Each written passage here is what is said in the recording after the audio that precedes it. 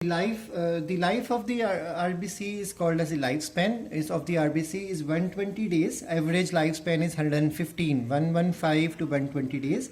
Due to the absence of nucleus, they are short-lived. Remember, they live for less time because the nucleus is gone. So that means inside the human body, RBCs are one such cells which perform anaerobic respiration. So they only perform glycolysis to obtain energy. Being non-nucleated, because mitochondria is gone, they perform anaerobic respiration, and that's why their lifespan is short.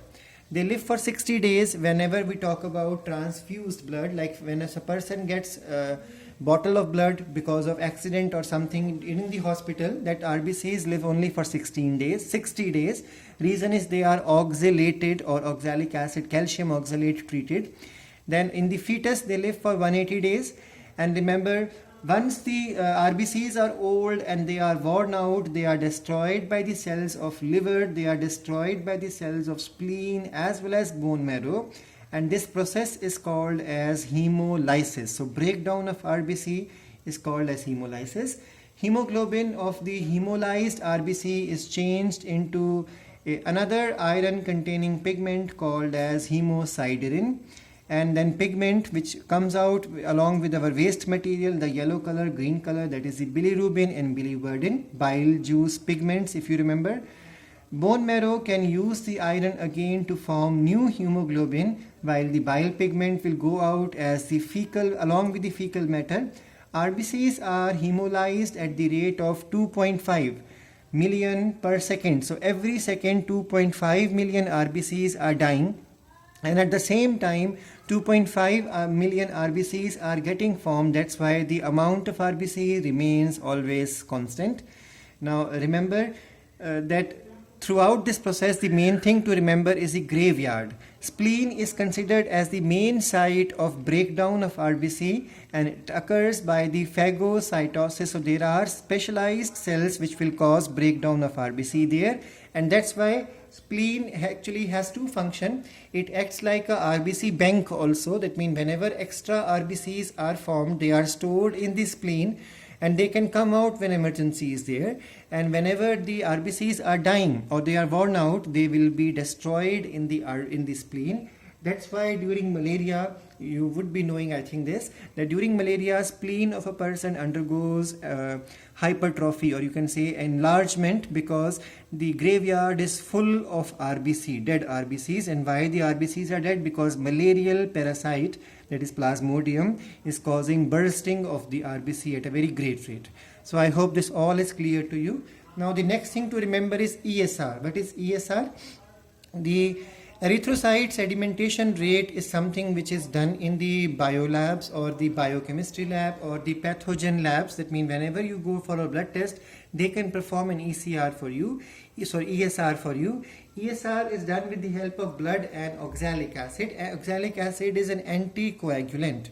Now this helps us to understand whether the RBC is normal or if there is any problem with the plasma. So all these things can be understood easily by performing the centrifugation. Actually what happens is, when you take a test tube full of RBC or full of the blood of a person, slowly because RBCs are slightly heavier than the plasma, so RBCs will slowly settle down to the bottom. This settle down to the bottom is called as the sedimentation rate. Now this rate is specific. If it increases or decreases, it tells us that there is a problem with the blood of a person, and then regular diagnosis, symptoms are taken up and everything is done and the treatment is given to the patient. Now just remember some examples. Amphibians have the largest RBCs. The example is Proteus and Amphiuma. These are the two scientific names of amphibians which have the largest RBCs. Mammalian RBCs are smallest. One example I have given here, the musk deer. Among mammal, the largest one is found in the elephant, that is Elephas. And then remember, whenever you take a sample of RBC, you will find, if you observe through the microscope, RBCs are going to stick together. They stick together because of the surface tension they develop, and the stickiness will cause a pile, just like a pile up of coins together. RBCs will pile up over one another, and this is called as rouleau formation. Now the next one is the leukocytes.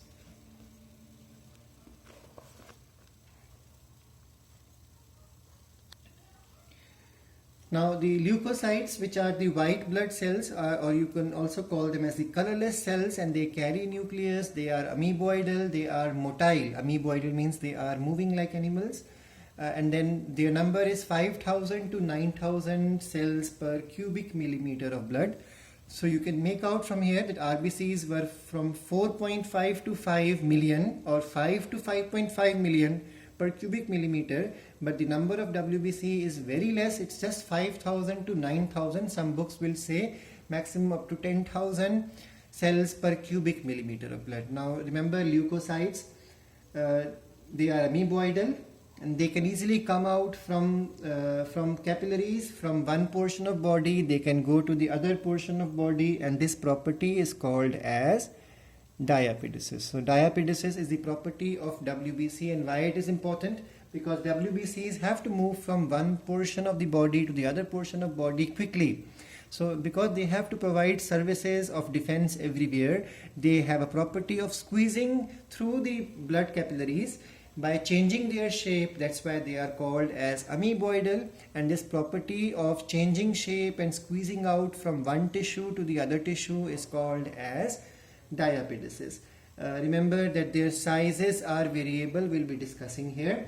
So they are the largest of the cells, and then remember they are larger than the RBCs also, and their range generally is from 8 micron or micrometer to 15 micron or micrometer, and their number also is 600 to 1. So when RBCs are 100, then WBC will be 1. So 600 to 1 is the ratio of RBCs to WBC.